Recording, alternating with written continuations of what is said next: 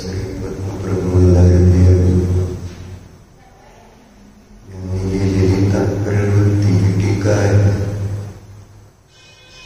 त्याचं मंगलाचरण त्यांनी 7 श्लोकांद्वारे केलेलं आहे.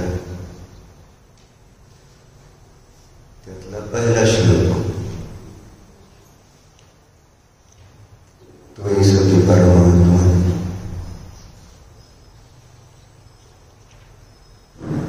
हे परमात्मन, तुझा सद्भाव असताना,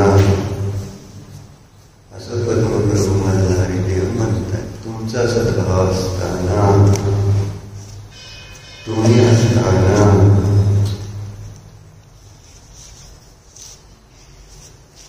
आमच्या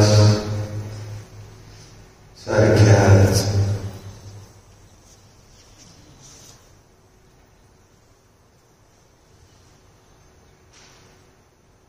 संसारी जीवन प्रमाणे मोहाने मुग्ध असणारे जीव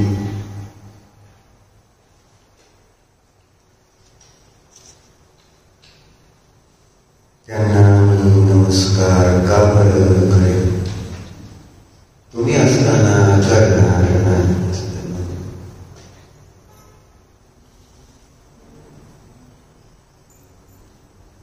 मोही जीवांना नमस्कार नुसतं हे सांगायचं. मोही जीव काल काय बघितलं होतं? नमस्कार म्हणजे काल काय सांगितलं बाबा?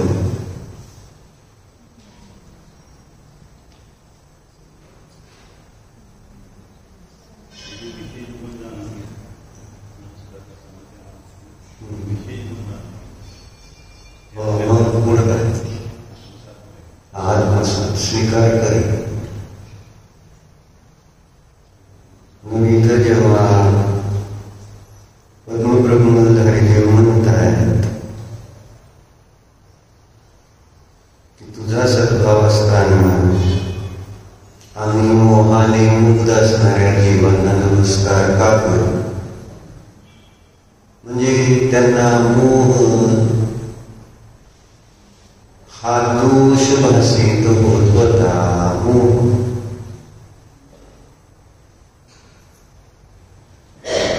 म्हणून असे म्हटले ना, मादृशानं मोहमुग्धा, माझ्यासारख्या मोहाने मुग्ध असलेल्या जीवांना मी का बरं नमस्कार करणार? स्वतःला सुद्धा मोही मानतात. माझ्यासारख्या मोहाने मुग्ध असलेल्या जीवांना मी नमस्कार का बरं करू?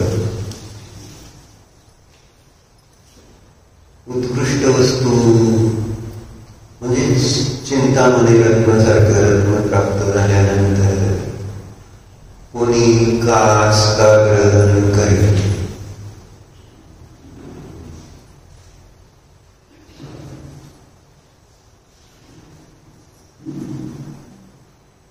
चिंतामणी रत्नाद्वारे चिंतित सर्व वस्तूची प्राप्ती होणार. का? काच चमकली म्हणून काय झालं? काच उन्हामध्ये चमकते रत्नासारखी, म्हणून काच थोडंच रत्न होणार आहे, असणार आहे. काच काचच आहे, रत्न रत्नच आहे.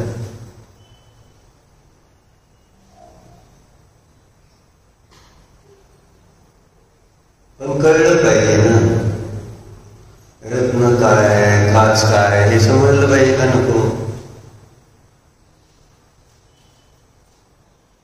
समजलं तर रत्न ग्रहण करेल, काच सोडेल. पण जर माहितीच नाही रत्न काय काच काय, तर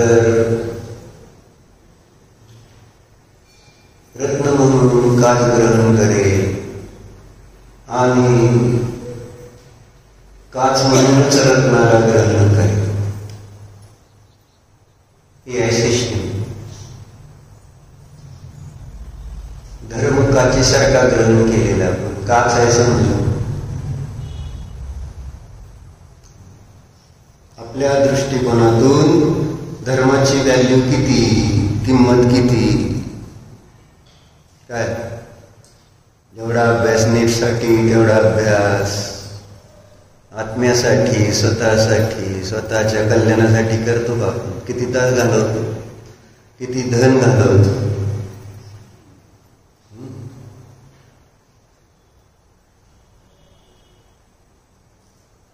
वेळ देतोय, शक्तीचा वापर करतो, प्रमाद करत नाही. आळस करता का? कारण ते शिक्षण म्हणजे रत्नवत भाषित होते. ते शिकलं तर काय, लौकिक शिक्षण घेतलं तर काय होणार? मी कोणीतरी विशेष होणार आहे. विशेष होण्यासाठी सामान्य कोणाला राहायचं नाही, सगळ्याला विशेषता हवी. मी कोणीतरी आहे हे सगळ्याला समजलं पाहिजे. माझी ओळख, सगळेजण आपली ओळख पटण्यासाठीच वेगवेगळं काम करत असतात. मी आय एम समथिंग, माझं अस्तित्व, माझी सत्ता दाखवण्यासाठी प्रत्येक जण वेगवेगळं काम करतात.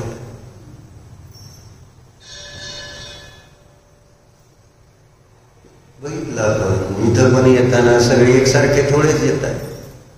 महिला मंडळाचा ड्रेस एकसारखा असतो, साडी. शास्त्राला येताना एकसारखी साडी येते का?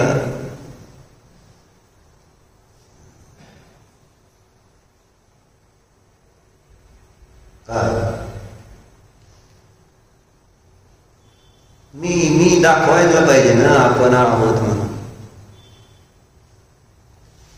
ते शेअर कसं आणि लागून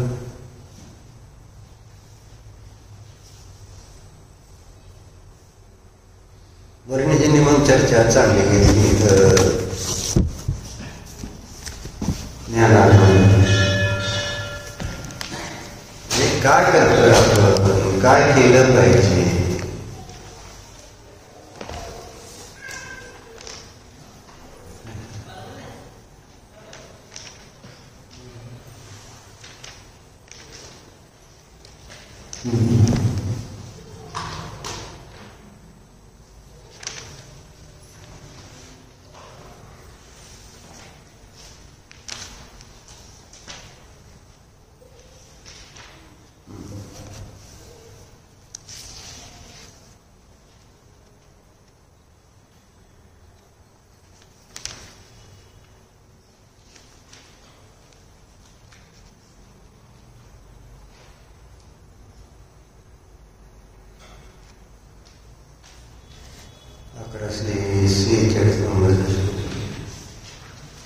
पानंबर 292.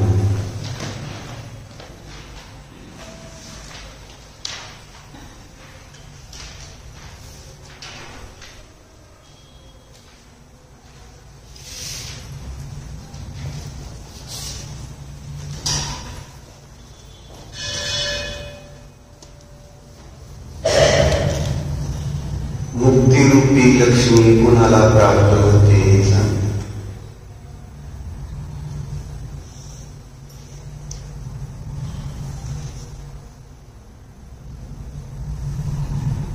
श्लोक असा आहे, साम्यवारी शुद्धानां सतां ज्ञानैकचक्षुषाम्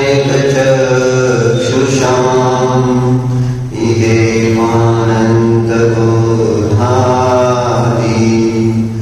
राज्यलक्ष्मी सखी भवेत्.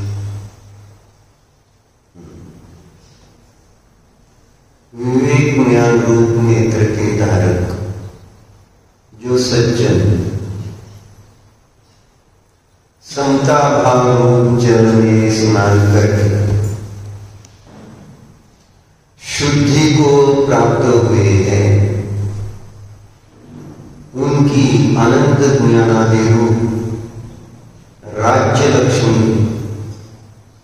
जन्म में सखी अर्थात सहचारिणी होती है,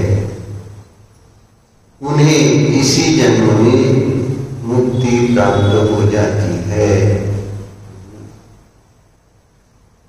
या जन्मात त्यांना मुक्ती प्राप्त होते। कोणाला? विवेक ज्ञान रूप नेत्राला ज्यांनी धारण केलेला विवेक। बरोबर, काल आपला विवेकाचा विषय चालला तर नमस्कार करताना विवेक पाहिजे। कोणाला नमस्कार करतोय, का नमस्कार करतोय? राजकुमार, कोणाला नमस्कार आणि का नमस्कार करतोय हे समजलं पाहिजे का नको? तेच विषय। काच आणि रत्न याच्यातलं अंतर समजायला पाहिजे का नको? बाबू, सोनं आणि पितळ कळायला पाहिजे का नको? कळलं पाहिजे। सोनं पितळ कळलं पाहिजे, काच रत्न कळलं पाहिजे।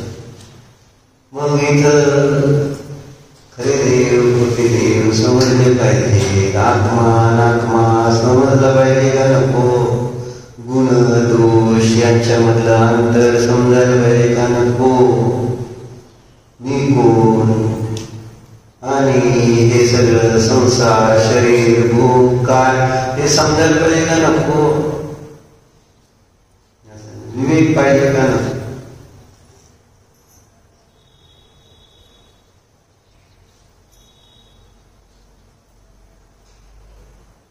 विवेक त्या ठिकाणी नष्ट होतो। विवेक रूप चक्षु ज्याचा नष्ट झालेला आहे त्याला आपलं हित आणि अहित कळत निलेशजी। विवेक रूपी चक्षु ज्याचा फुटलेला आहे त्याला चांगलं वाईट करू शकतं का आंधळ्याला? आंधळा कोण आहे राजकुमार? कोण असतो? डोळ्याने पाहणारा का डोळ्याने न पाहणारा? आंधळा कोण?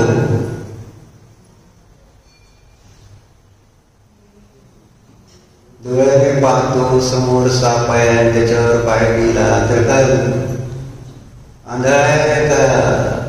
नाही, डोळ्याने पाहतोय आहे, समोर काय आहे जाऊन धडकतोय, ठेच लागती दगडाला तर त्याला कळतंय आंधळा आहे का? असं व्यवहारात किती वेळा आपण म्हणत असतो।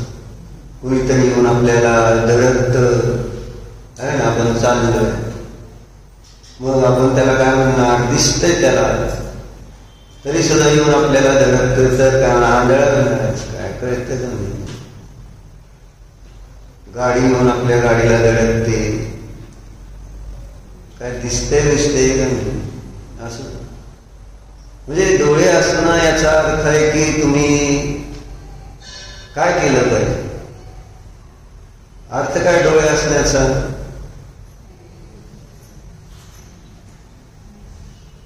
त्याद्वारे स्वतःचं आणि दुसऱ्याचं नुकसान करायचं नसतं। त्यावेळेस त्याचं नाव डोळे आहेत असं म्हणलं, नाहीतर आंधळा आहे। ज्यामुळे आपलं नुकसान होईल अथवा दुसऱ्याचं नुकसान होईल तो डोळस आहे का हे सिद्ध सांगायचं फक्त अध्यात्म भाषेमध्ये। तेव्हा समजून घ्या नक्की काय मी कोण आणि हा संसार आणि शरीर हा हे काय आहे?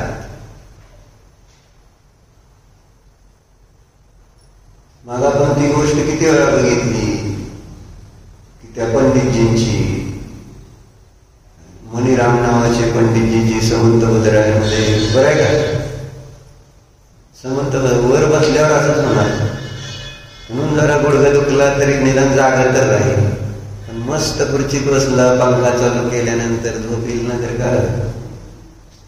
नाहीतर गप्पा मला मी परत उठवणार नाही एवढंच तर सांगायचं नाही। मणिराम नावाचा पंडितजी विद्वान होते, तत्व त्यांनी जीवन जीवनात उतरवलेलं होतं. वाचले की नाही समंत भद्र महाराजांनी सांगितलेल्या गोष्टी त्याच्यात सुंदर सुंदर सुरुवातीला सगळं संकलन आहे त्याच्यात. अनेक समंत भद्र महाराज बाहुबलीला झाले सांगितली होती. मला माहिती नाही सांगितलं. मी वाचलं का हा माझा प्रश्न. मी सांगितली आणि तुम्ही वाचली असा प्रश्न आहे माझा. मी काय प्रश्न विचारला? मी सांगितली का विचारलं तुम्हाला? मग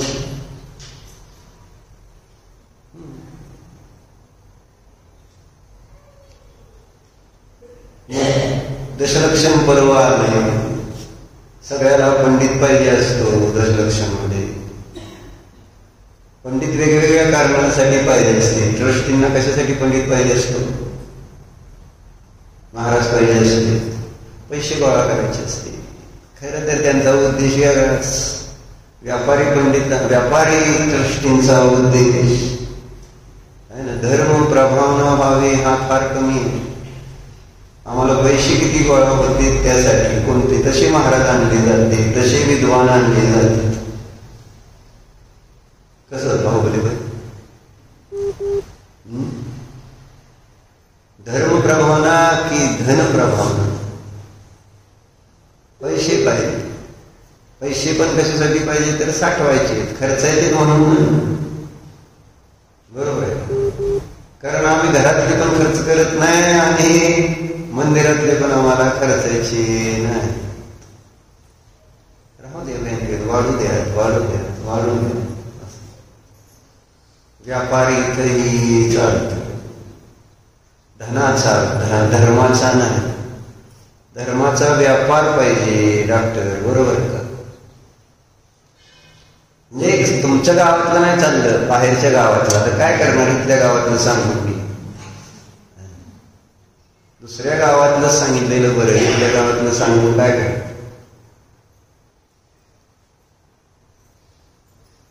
पंडितजींना सगळीकडनं आमंत्रण येत होती. सगळीकडे विद्वान होते म्हटल्यावर चांगल्या पद्धतीने लोकांना धर्म समजावून सांगायची पद्धत होती.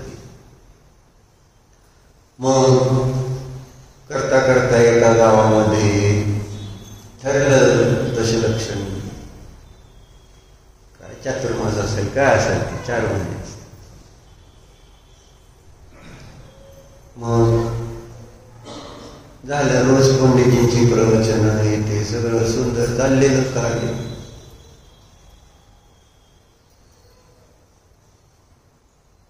झालं तो चातुर्मासाचा 10 दिवसाचा काळ जो असेल तो संपला. संपल्यानंतर पंडिताला घालवायला पाहिजे का नव्हतं? का ठेवून घ्यायचे? डॉक्टर झालं आता, झाले 4 महिने झाले. आता कोणाला हवं असतं 4 महिन्यानंतर जर ते आले असतील तर राहावे अशा किती बायकांना वाटतं सांगा बरं? कारण 4 महिने असं बांधल्यासारखं होतं ना. चौका लावा, मंदिरात जावा, असे अनेक. आणि आजकाल कोणाला बांधलेला आवडत नसतं. त्यातल्या त्यात दुकानात बसायला लागल्यानंतर तर अजिबात चालत नाही. वेळ वाया गेल्यासारखा वाटतं ना तिथं. चौका लावायचा म्हणजे त्रास होतो. अशा अनेक गोष्टी. सोपं राहिले का चौका लावणं? सांग. महानंदा काकी काय सोपं आहे का चौका लावायचं? नाही म्हणते. कबूल द्या. नाही आमचं सोपं. हा, कारण मीच खात नाही चांगलं तर काय त्यांना खावं? मी चांगलं खाल्लं असतं तर आपोआप सगळं सोपं असतं. सांगितलं किती वेळा. पूर्वी अजयनांच्या घरी सुद्धा शुद्ध भोजन मिळायचं. असा काळ होता संत बदराचार्यांच्या काळात. शुद्धच भोजन असायचं सगळ्यांना. आम्ही तुम्हाला सांगितलं पण होतं. म्हणजे आमच्या वैष्णव भक्त, आमच्या फॉनचे मित्र 80 वर्षाचे इंडियन ऑइल मधून रिटायर झालेले, ते त्यांना भेटायला आल्यानंतर त्यांनी स्वतःची भांडी आणली. भांडी सुद्धा स्वतःचीच, पाणी आणायचंच आणि जेवण करायचं ते बायकोनेच करायचं. कारण त्यांची जी वडील होती ते त्यांच्या गावाच्या तिथं बालाजीजवळ कुठेतरी गाव आहे त्यांचं, तिथं पण एक विष्णूचं मंदिर आहे आणि तिथं त्यांचे वडील पुजारी होते. हे शिकले, मोठे इंडियन ऑइलमध्ये मोठ्या पोस्टवर सगळ्यात होते. त्यानंतर रिटायर झाले. आता वडिलांनंतर त्या मंदिरात ते करते सगळं पूजन विधान काय असं. मग ते त्यांचं भोजन कसं होतं मी सांगतो. आज वर्तमानातलं सुद्धा आहे, अजून सुद्धा आपण भांडी नेतोय का आणि स्वयंपाक कोणाकडून करून घेतो आपण. त्यांना म्हटलं ना माझ्याकडे पण आले आठवणला. मग मी म्हटलं हाय शुद्ध. म्हणजे 10 मिनिटं अर्धा तासच थांबले होते. फळं घ्या काय काही घेतलं नाही. त्यांना जायचं होतं विठ्ठलाकडे दर्शनाला. मग तिथं पंढरपूरला जाऊन सुद्धा त्यांनी स्वतः करूनच सगळं खाल्लं. म्हणजे शुद्ध भोजन. कांदा खात नव्हते, लसूण खात नव्हते. अशी आजची दुसऱ्यांचं सांगतोय, जैनाचं नाही सांगत. मला वाटतं जैनच सांगतोय. आता जैन असं सापडेल का? सापडतो का? डॉक्टर मेघालयाला काय बायको तर नेली होती, पण स्वयंपाक काय करून खाल्ला हे विचारायचं. असं झालं. जैन आणि ते अजैन. तरी तिथं त्यांनी त्यांच्या परंपरेचं पालन केलं, करत आहेत असं सांगतात.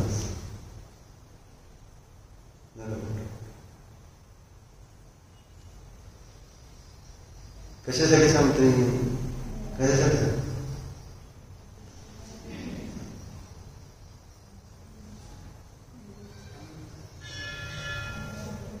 4 महिने बांधल्यासारखं होतंय बायकांना हे सांगत होतो. चौका लावणं कसं कठीण झालंय, स्वतः शुद्ध खाणं कसं कठीण झालंय, अवघड झालं.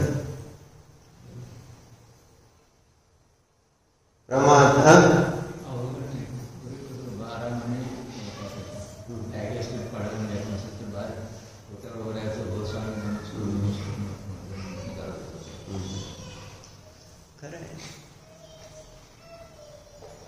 म्हणजे तसं पुन्हा होऊ शकतं का नाही होऊ शकत. मनावर पुरुषांनी घेतलं पाहिजे का बायकांनी? आता ते सांग. प्रश्न असा कुणी मनावर घेतलं पाहिजे? डॉक्टर हाही मला उत्तर पटलं. सगळ्यांनी घेतलं पाहिजे. पुरुषांनी नाही बायकांनी असं म्हणायचं नाही. सगळ्यांनी घेतलं पाहिजे. बायकांची एकट्याची जबाबदारी नाही. तुम्ही आज शुद्ध भोजनाची प्रतिज्ञा करा. तुम्हाला आजपासून शुद्ध भोजन, त्यांना सवय लागेल शुद्ध भोजनाची आणि आपोआप मग त्यागे आले तर वेगळं काय करायचं असं वाटणार नाही. कष्ट होणार नाही. कष्ट केव्हा होते? वेगळं करावं लागल्यानंतर त्रास होतो. पण रोजच जर करायचं म्हटलं तरी सुद्धा आजकाल त्रास होतो मिलन म्हणून. बरोबर आहे. कारण घरात 2 लोक, तिसरा जर आला तर त्रास होतोच. होतो का नाही? चांगलं आहे. म्हणजे मोजून मापून जर घरातल्या गोष्टी असतील तर मग आता विषय. आणि जे अशुद्ध आहे ते सुद्धा नीट पूर्ण नाही. शुद्धाचं तर काय विषय.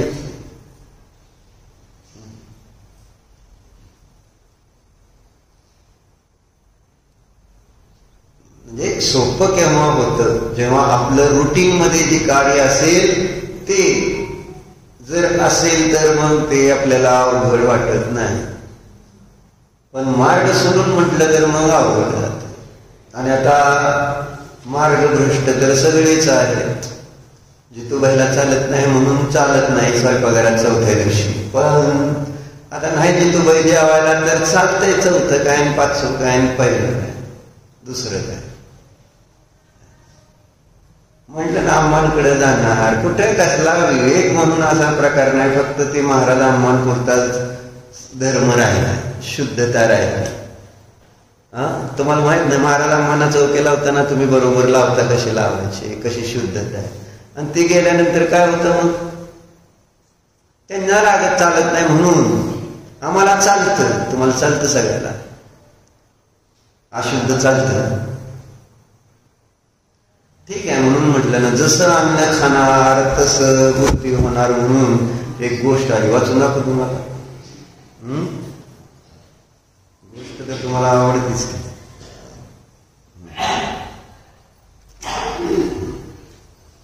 जसं अन्न खाणार तसा विचार.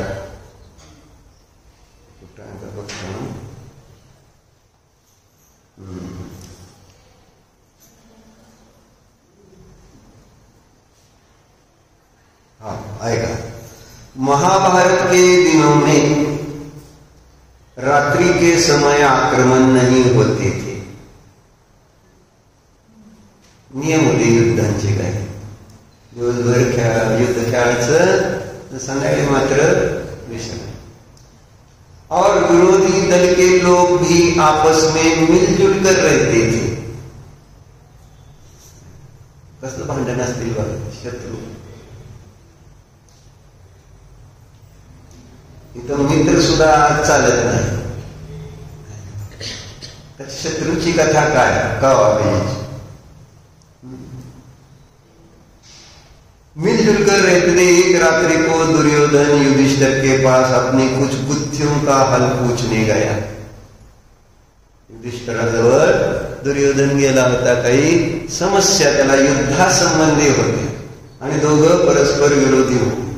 आणि तरी सुद्धा दुर्योधन विश्वासाने गेला की मी काय समस्या घेऊन जर युधिष्ठिराकडे गेलं तर तो मला निराश करणार आणि युद्ध दोघाला जिंकायचं.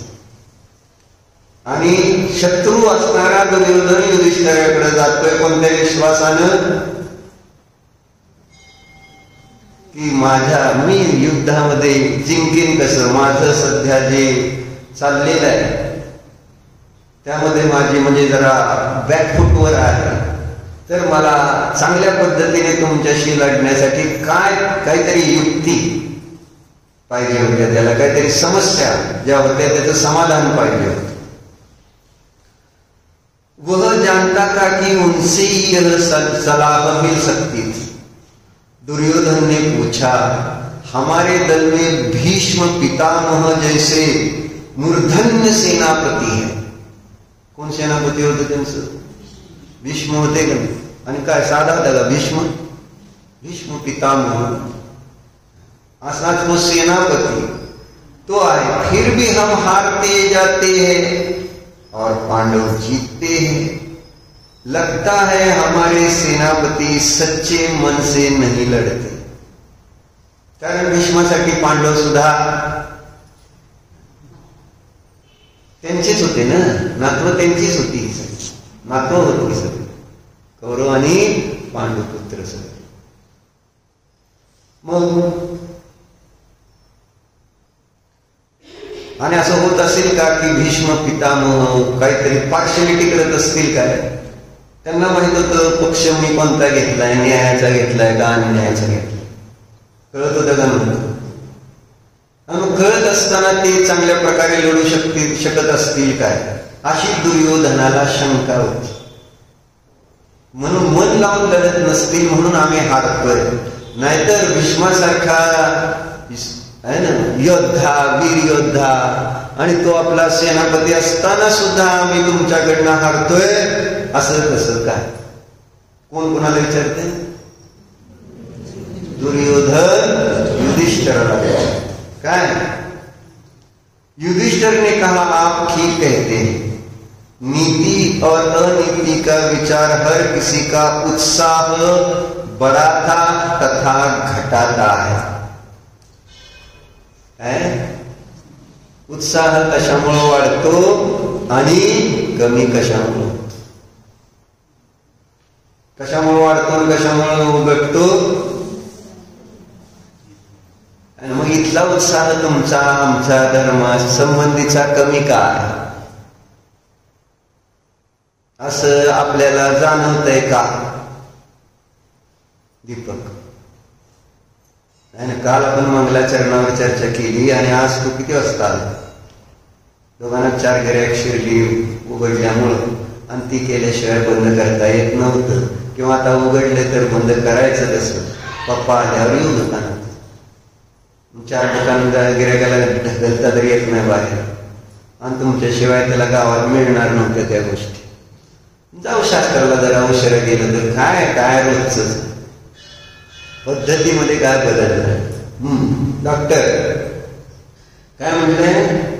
दुर्योधन काय म्हटलं? हा, ज्याच्या मनामध्ये ज्याला कळतंय बरोबर काय आणि चूक काय, तेव्हा ज्यावेळेस चुकीचं कार्य करताना काय होणार आहे तिथं तेवढ्या हे उत्साहाने त्या कार्यामध्ये प्रवृत्ती होऊ शकत नाही.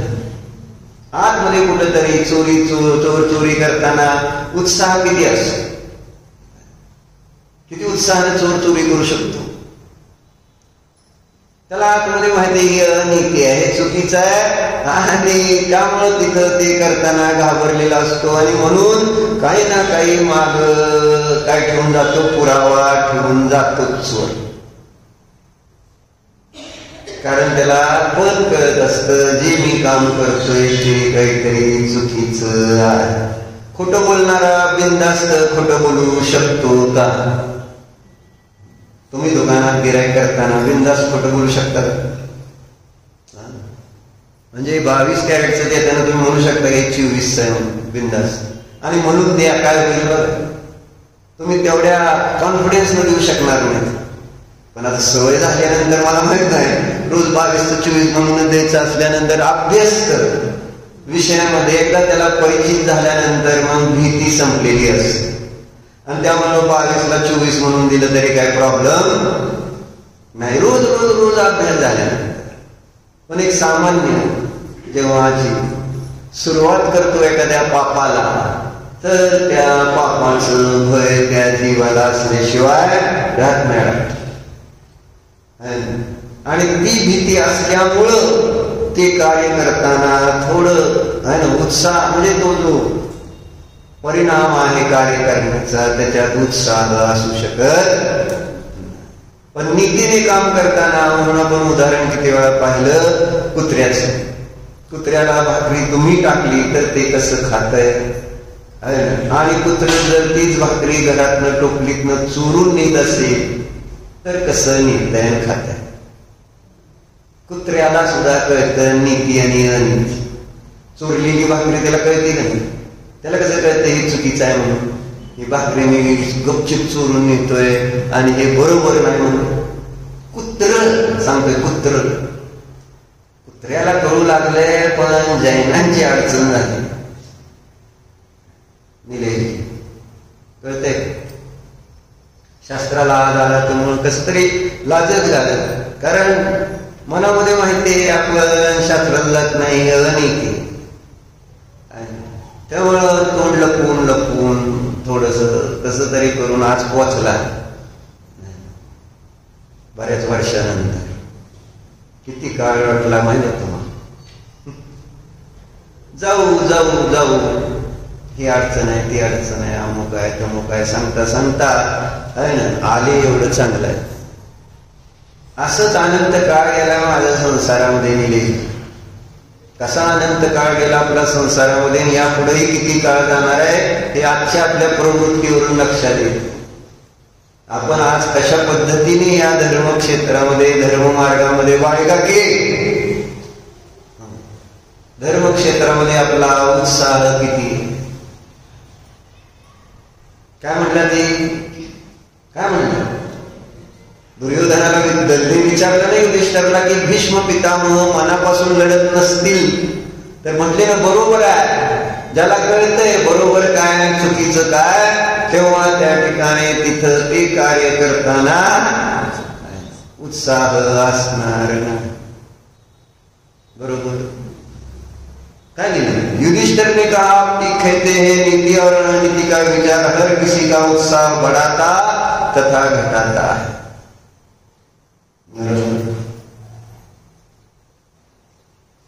मग इथं उत्साह घटता है की बढ़ता है,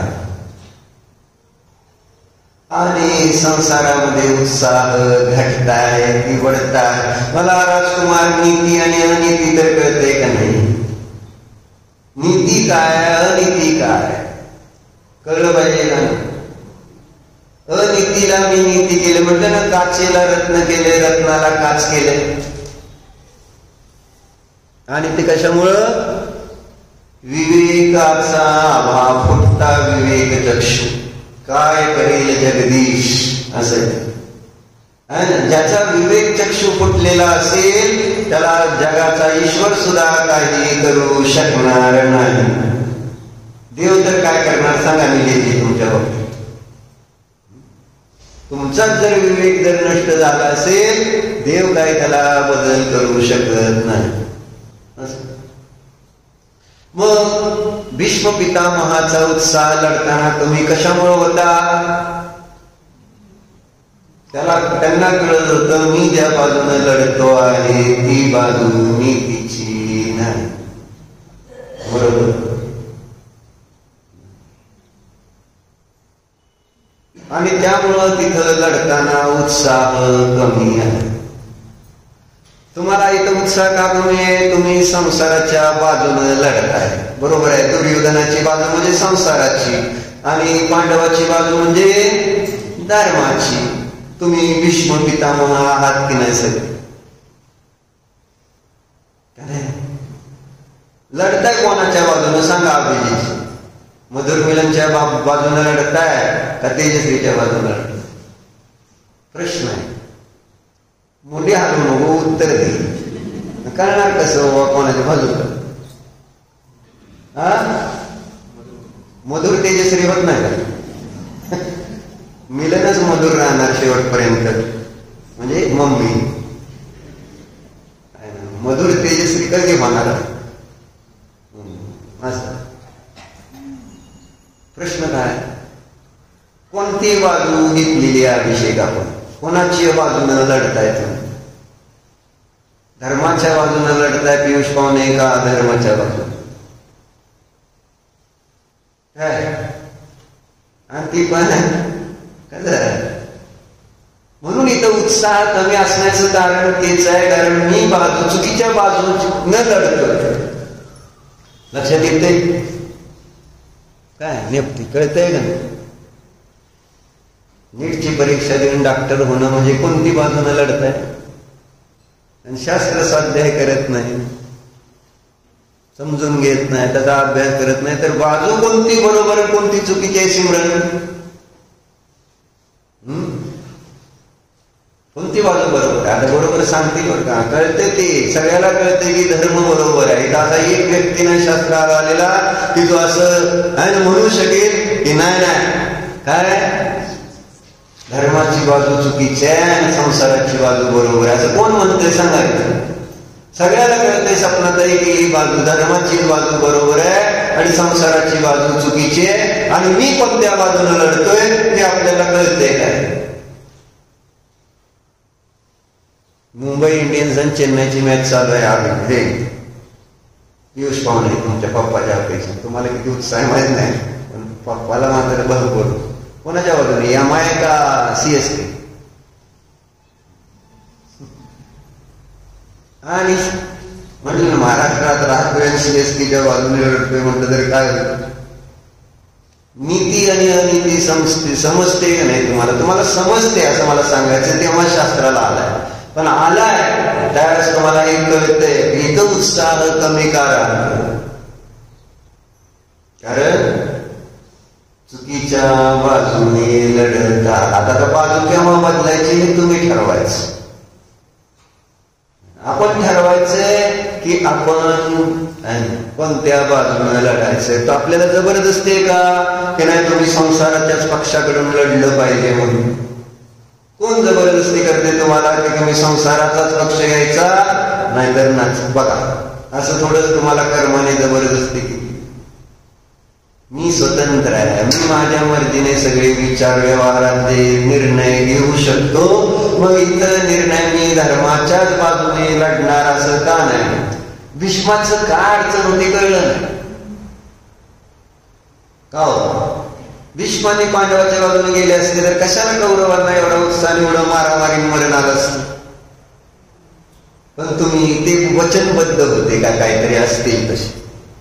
आणि म्हणून त्या भीष्मांनी दुर्योधन, तुम्ही पण वचनबद्ध आहात काय संसाराशी डॉक्टर? कसं जरी असेल तर लढणार तर त्याच्याच बाजूने, चुकीचं असू दे कळतंय आम्हाला, पण लढणार कोणाच्या बाजूने डॉक्टर? आधी घर आणि मग शास्त्र, लढणार त्याच्याच बाजूने ना. आधी घराची स्वच्छता आणि मग आत्म्याची स्वच्छताला वेळ मिळाला तर येऊ.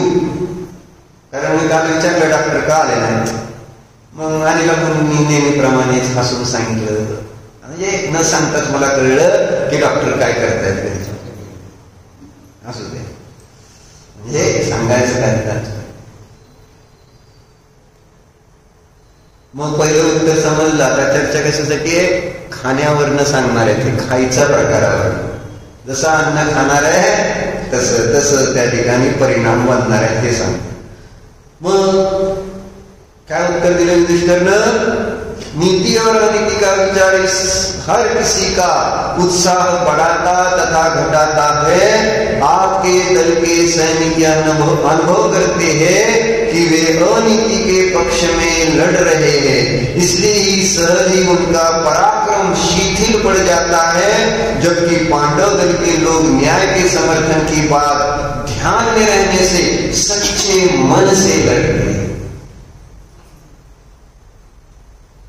खऱ्या मनाने आपण कर्माशी लढतोय का?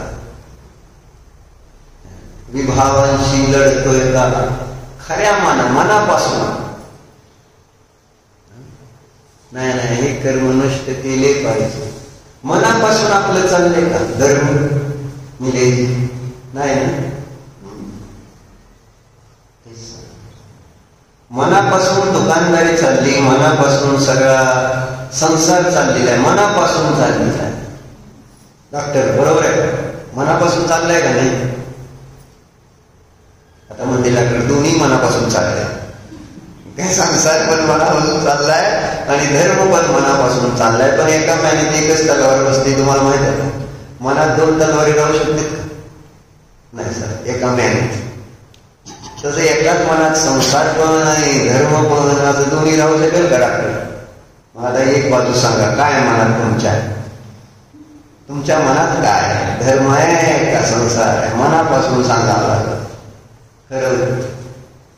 आणि मग आपल्याला उत्तर मिळेल की मी मनापासून धर्म का माझ्याकडून होत नाही. कारण मनात जर माझ्या संसार असेल तर मी मनापासून धर्म करू कसा शकेल? मी मनापासून राग द्वेष मोह संसार शरीर भोगाचा नाश करण्यासाठी का प्रयत्न करणार, पुरुषार्थ करणार?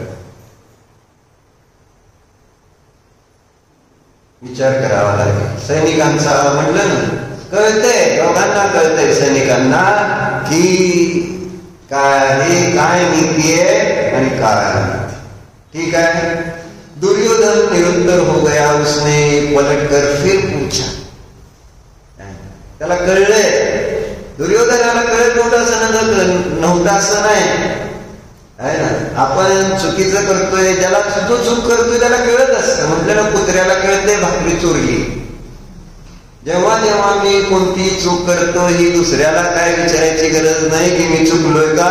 तुमचं मन त्या क्षणाला तुम्हाला सांगतं की तुम्ही चुकलाय का बरोबर आहे. मनीषात आहे, बरोबर आहे, बरोबर नाही तर चूक तर म्हणायची असं वितरागी काय. आपल्या मनाला प्रत्येक वेळेस कळतं का नाही आपलं बरोबर काय नाही चूक.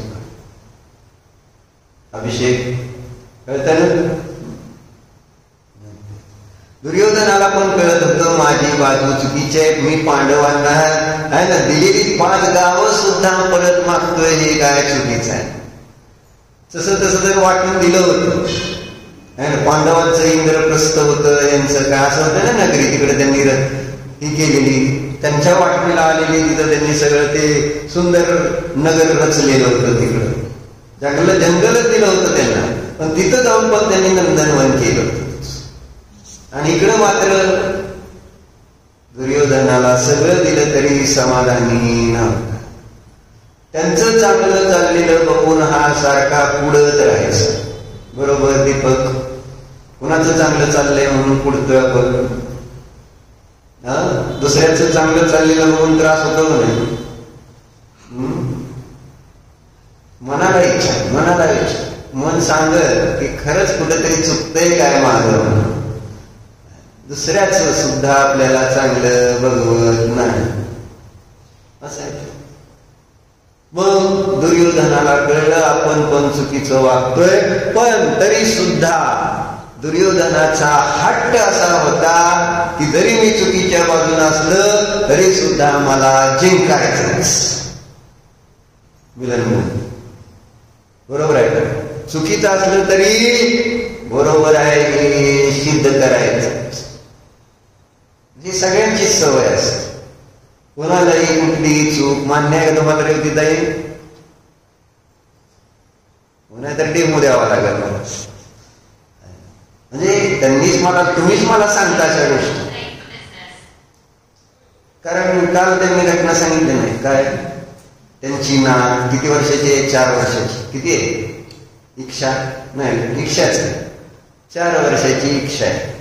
तिला पोवायला शिकवण्यासाठी पाठवले कॅम्पला फलटण. मग आता पोहायला पाठवल्यानंतर आता सुरू झालं पोहायचं शिकायला. पोहायचं म्हणजे काय? बिंडा लावून शिकणं म्हणजे पोहणं आहे का? पोहणं म्हणजे कोणाच्याही अवलंबनाशिवाय पोहणं, बरोबर. मग आता तिला दुसऱ्या तिसऱ्या दिवशी तिथं शिकवणारे 8 दिवसानंतर आता रोज रोज थोडंच बिंडा लावणार आहेत. मग काढला आणि तिला पाण्यात सोडलं.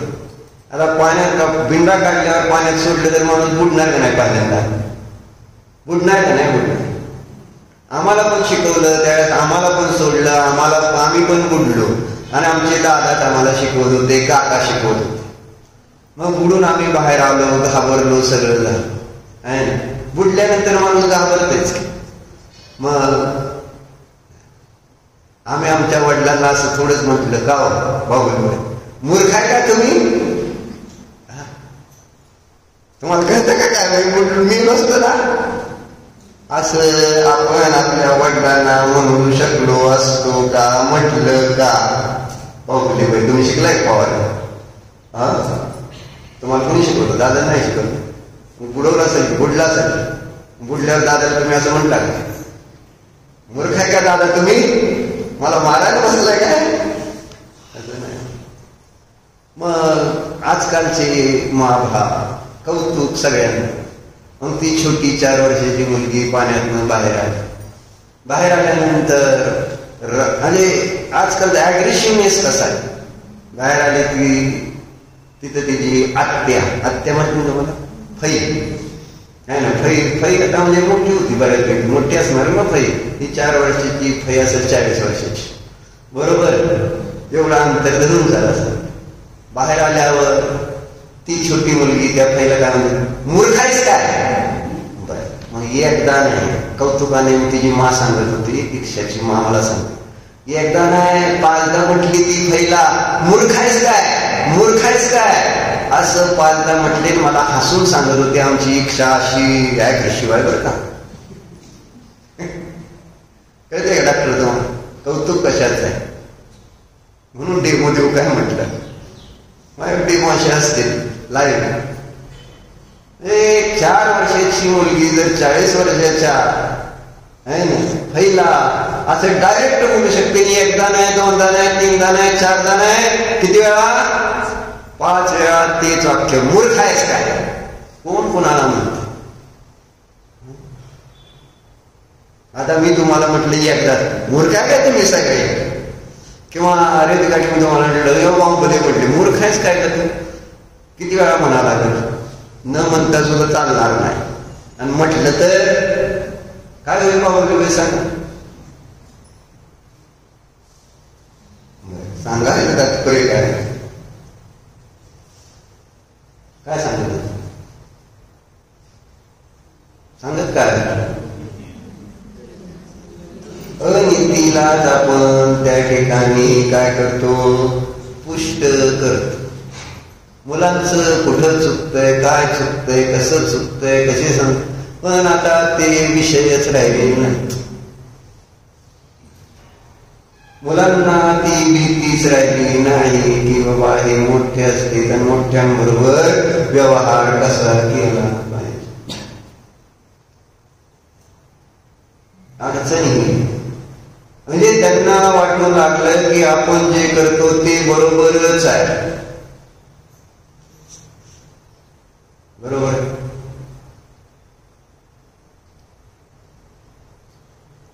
आपल्याला किती आनंद झाला ती सांगताना सुद्धा. तुम्ही खेदानं सांगितले का बाबा आमची नात प्रॉब्लेम आहे बरं का, आता खेद झालाय कोणाला? कुणी सांगू द्या आपल्या तुमच्या नातीचं तर तसंच असेल बरं चिडत असत. राजकुमार तर मान हालत मागली काय, पण कौतुक आहे का खेद आहे? काय मन काय सांगतो? चांगलीच आहे बरोबर. नाही असते चांगलेच असते त्यात काही शंका नाही, पण पुढं कुणाला त्रास होतो त्याचा. तुम्हाला आम्हाला नव्हे त्यांनाच त्याचा त्रास होत असतो. दुर्योधनालाच त्रास झालेला आहे.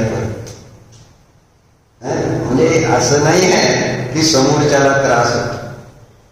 जो अशा पद्धतीनं करणार आहे कार्य काम तर त्याचं फळ पुढं भविष्यात, कारण शेरा सव्वा शेर सगळीकडे असत. आणि जसे गर्भ मानले उदयाला येणार त्यावेळेस पुन्हा तसं त्याला पुन्हा मिळणार का नाही न्यूटनच्या लॉनुसार. एव्हरी ऍक्शन हॅज इट्स,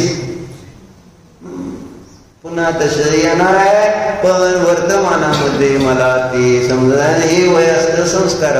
तिला कसं कळलं असं बोलायचं असतं, लहान मुलांना कसं कळत नाही ना. पण ह्यांचा जे पोरगा आहे नात मनीषा त्यांच्या नातवाला जर कोणी काय करायला गेला तर ते काय करत नव्हता. लहानपणी होता त्यावेळेस कधी मंदिरात त्याला असा हात लावा लागलं काय केलं म्हटलं तर स्वतःच्याच थोबाडीत मारून द्यायचा जोर जोरात. हे राग आल्यानंतर समोरच्याला काय नाही, स्वतःलाच मारायला लागल्यावर आपणच घाबरतो. शांत हो शांत हो, तुला नाही कोणतं चांगलं आहे, स्वतःला मारलं का दुसऱ्याला मारलं डॉक्टर. तर चर्चा अशी आपोआपच माणूस घाबरतोय काय करायला लागलाय, हे चुकीचं करायला लागलाय. चर्चा कुठं आधी ती आपली संपत आलंय ना, गोष्ट वाचून पूर्ण करतो का उद्या वाचतो.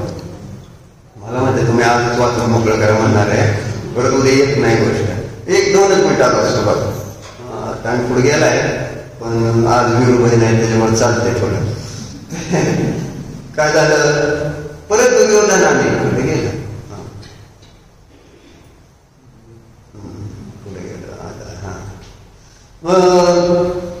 दुर्योधन निरुत्तर हो गया. उसने पलटकर फिर पूछा कोई ऐसी तरकीब है कि हमारे सेनापति आत्मा की आवाज न सुने और पूरे जोश से लड़ने लगे.